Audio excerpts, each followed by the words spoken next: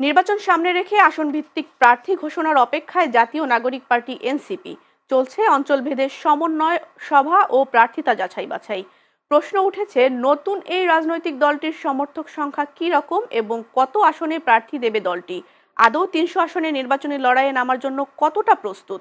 দলটির রাজনৈতিক সক্ষমতা ঘিরেও প্রশ্ন রয়েছে। এরই মধ্যে আগামীকাল ঘোষণা হবে দলটির প্রাথমিক মনোনয়ন তালিকা।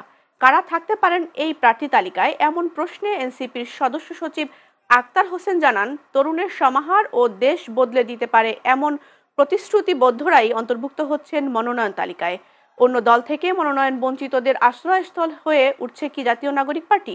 এমন প্রশ্নে এনসিপির মুখ্য সমন্বয়ক নাসিরউদ্দিন পাটোয়ারি বলেন, দীর্ঘ ১৫ বছরে তাদের যে রাজনৈতিক ত্যাগ যারা করেছেন তাদেরকে মূল্যায়ন করা হবে।